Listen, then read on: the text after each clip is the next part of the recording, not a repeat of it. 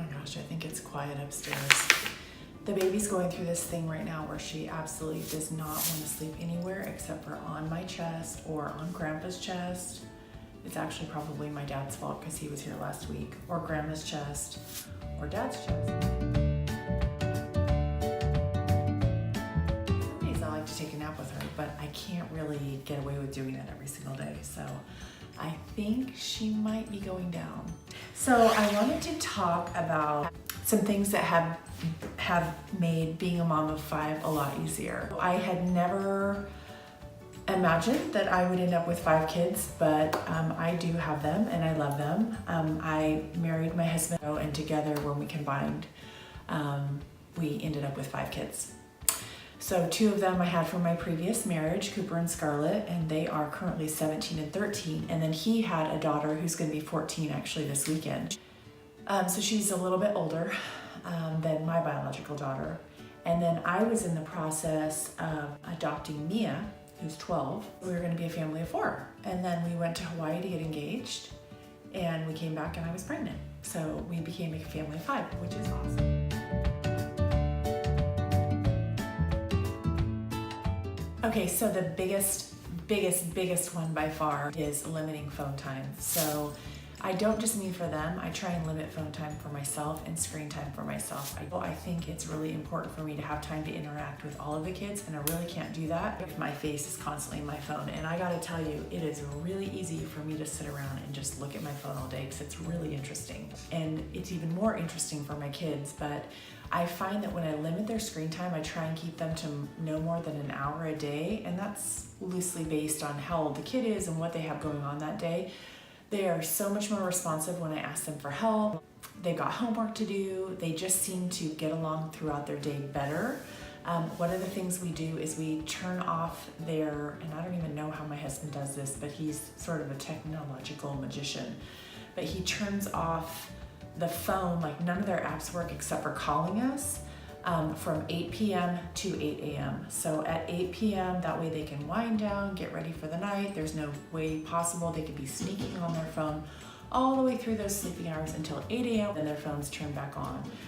So that's super helpful, and it's kind of funny because sometimes on like a Friday night we'll start getting texts at like 7:30, hey, can I get some more phone time? Which is fine. If things are going well and they want to extend it a little bit, sometimes we will. We also have a location downstairs, not in their bedrooms, where they charge their phones at night, so everybody charges in a central location. Okay, so this next one is awesome. When all these kids came together under the same roof and we all started like living together, there was a whole lot of taking advantage of Mom and Dad. So wet towel on the ground, and I had all white towels because I thought, oh, that'll be easy, I'll just bleach them. Not me, not mine, that's not mine. Bullshit. So what I did was I went out and I got everybody their own towels. So everyone has 3 towels, and one kid is purple, one kid is blue, one kid is yellow, whatever. Everybody has their own color. Everybody also has their own colored glasses, which is awesome because this is how many glasses will be sitting out on a Saturday. Everyone gets a drink of water. Every time they get a drink of water, they get a new cup. And then I have glasses everywhere, and I say, hey, can you load your glasses up? Not me, they're not mine. Not true. You know, Scarlett's pink. So she takes out one pink glass, she leaves it by the toaster, she has her water cut through the day, and then theoretically at night she's supposed to load it in the dishwasher. Sometimes that doesn't happen, but at least we just have the 1 cup instead of 20 on the countertop. Some weeks this works for me, and some weeks I wish I did a better job. My best weeks are the weeks when I've planned my week out. I've meal planned, so I'm grocery shopping once or twice in a week rather than having to go by the store every day. Doing that makes it so you're not getting yanked around like a rag doll. So if you have an errand you have to run, but you know you're taking your daughter to the orthodontist, which is close, like Trader Joe's is close to our orthodontist. So kind of incorporating some of those like running out errands instead of doing a million different things a day makes life a lot more pleasurable and fun. And if you can leave some space to actually live instead of just like getting yanked around like a rag doll, those are my better weeks. Doesn't happen all the time. Oh, if you have a big family, you really have to make time to enjoy each kid.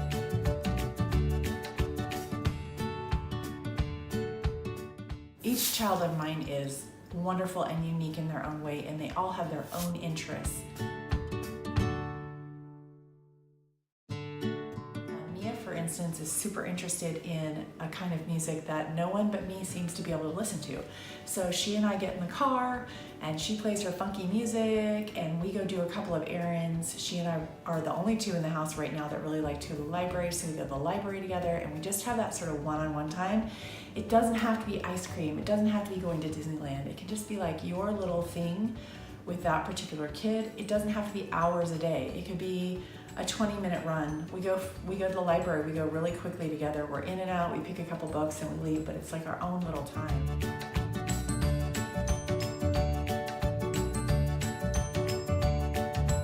Scarlett's a musician. She loves for me to sit and listen to her play the ukulele and sing, and she's a dancer. And she's a super easy kid for me to connect with because she wants to be with me. She just gravitates to me. Well, we called her tribal when she was a baby because she's just very tribal. She loves her people.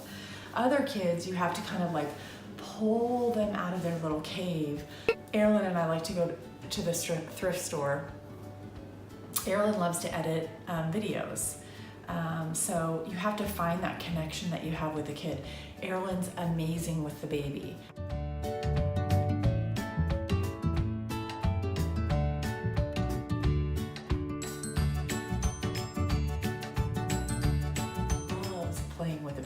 Baby loves playing with her. Finding those things about your kids and finding that time to just spend that one-on-one time with them really pays off. So there was this really sweet time with Coop that I'll never get back again, but that was the 6 months between when he got his driving permit and now. So now he's gone. I never see him. I don't know the last time I was in his car. But up until then, those 6 months were the sweetest time because he was driving and I was helping him learn, but at the same time we had that time side by side to really talk, and it was just like such a sweet bonding time. So really soaking up those moments that you have with your kids, because my kids are all teens except for the baby, and I can just see this sort of like mass exodus happening. When you say you have 18 summers, you only have 18 summers with your kids. The truth is you only really have like 14 summers, because by the time they're 14, they're so sick of you and you're so sick of them, and they have people that they really like to hang out with, and you love to see them going and doing their own thing, but it really doesn't have a whole heck of a lot to do with you anymore. So it's really important to just kind of dive in and enjoy your kids while they still want to be around you. Don't worry. I remember when I was like 25, I just wanted to be around my mom and dad again. The world had kicked my ass enough that I just wanted to be around my mom and dad because I knew they loved me, and that's still how I am. Like, I love being around my parents.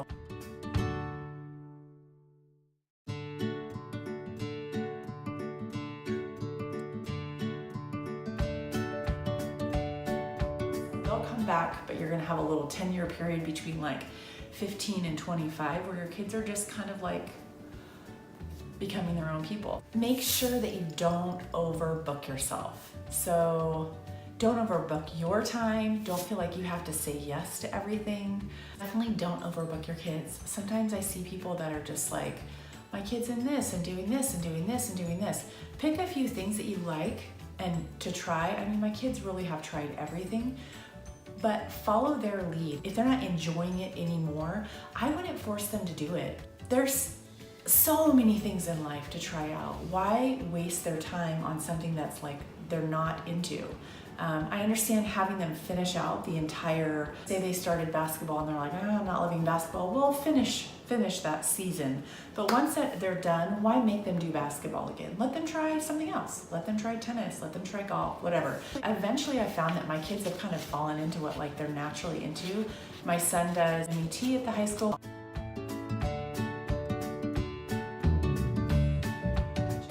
Music, media, entertainment technology, and it's essentially like video editing, and he really enjoys it, and he's with other kids that really enjoy that. My daughter Scarlett's into choir, and I don't even have to try to get her to do it. She sings all the time. That's her thing.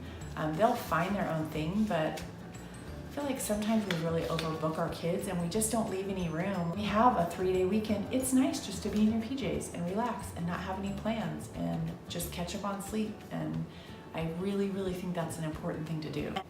Don't overbook your kids, especially if you've got a big family, because there's plenty of entertainment around if you just let the kids be together and enjoy each other. Catch your kids doing great stuff. So It doesn't have to be like building a monument or something special that they did just for you.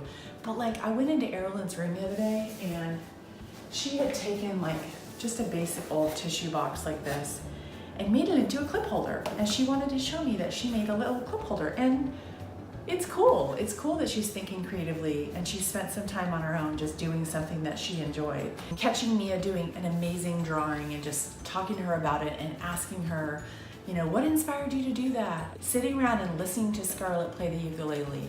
Sitting down with Cooper, show me like this video, this kooky video that him and his friends made in the garage. It's important. Those things are important, and those are the things that I feel like my kids will remember. I spend so much time saying, whose socks are those? Who left their dirty dishes in the sink? Who needs to do laundry? Somebody help me unload the dishwasher.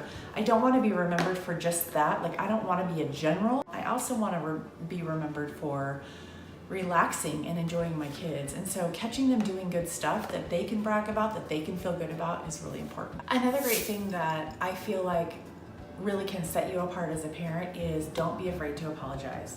If you did something, you know, really upset your child, don't glaze over it, especially if you're sorry that you did it and you wish you hadn't have done it. Don't glaze over it and pretend it didn't happen and just move on, because your kids aren't going to forget it. Hey Mia, you know, I really shouldn't have raised my voice at you.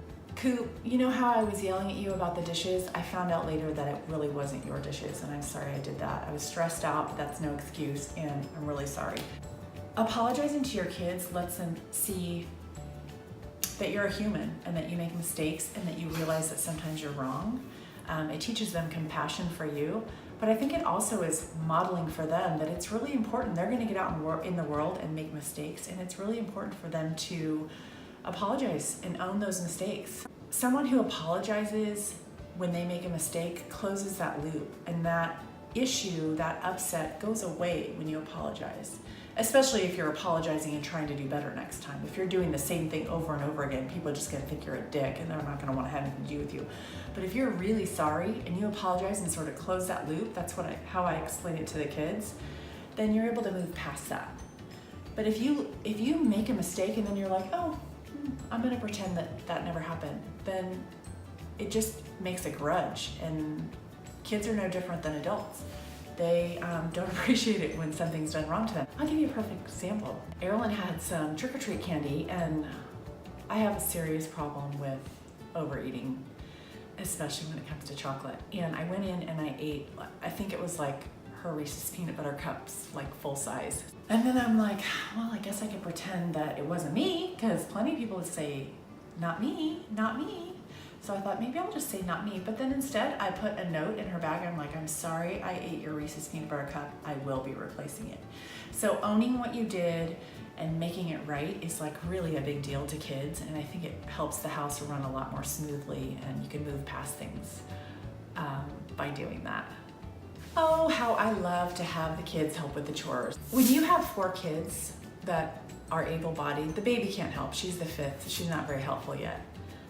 Really, she's the opposite of helpful. She makes a lot of mess.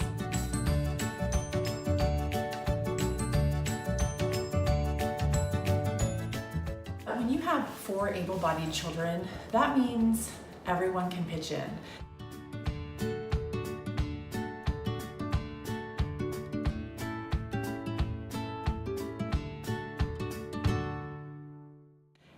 It's really important because not only makes the work go so fast, like, I mean, today Cooper will do the garbage and recycling. I'll have 2 girls do the dishwasher, one does the top, one does the bottom, and one girl's gonna do the vacuuming. So I'm having vacuuming, the dishwasher, and the garbage and recycling taken out, and it'll all take like 10 minutes. If I had to do all that stuff myself, especially with a baby underfoot, I think I might go crazy. I mean, I really don't wanna do everything by myself. It would make me a really unhappy, crabby mom to do everything alone. And even more importantly is that my kids are learning how to do these tasks. One of my daughters is like, oh, I can't lift the garbage. I'm like, you can, trust me. And they can, they're strong enough to do it. Oh, I can't stretch the bag over the trash can. Yeah, you can do it. You can vacuum properly, you can do your own laundry. It's really awesome to see them like actually taking care of their own stuff.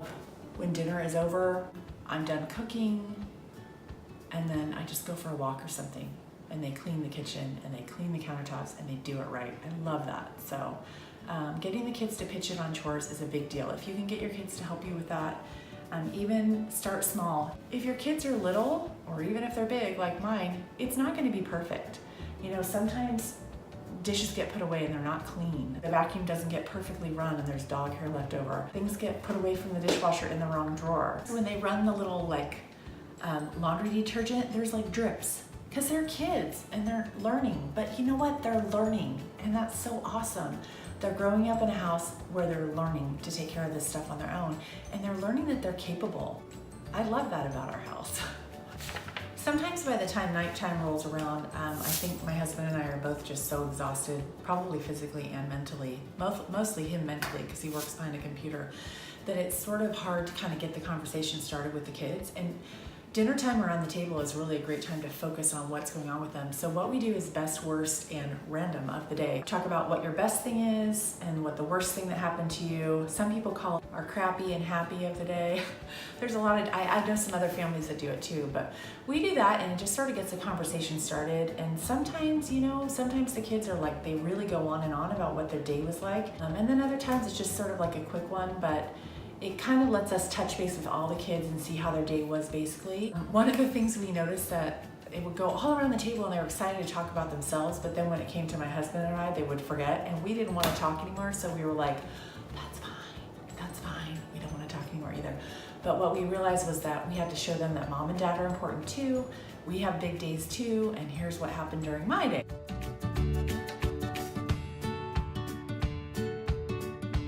Ooh, you want to know a good one? Rochambeau. Okay, we use that for everything. How to decide who gets the front seat, who has to do the dishes, who has to do the clearing, who wipes down the countertops.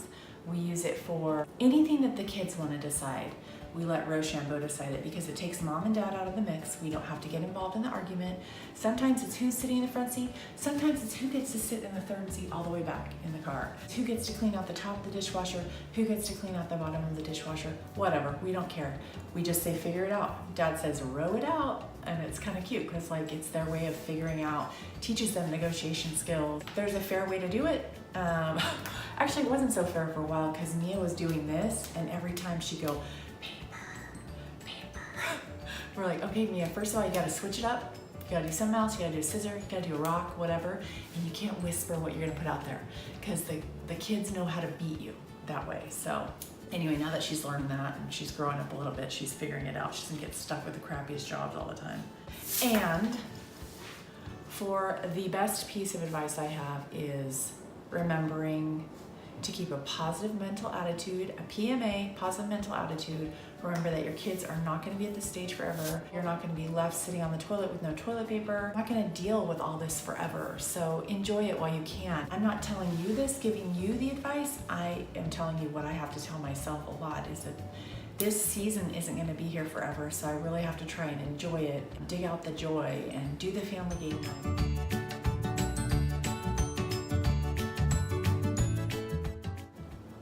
Just sit back and relax and enjoy this awesome family. I have to really coach myself through that a lot because a family of 7 is a lot of people and a lot of personalities, but it's also really, really incredible and awesome. So keeping a positive mental attitude is huge.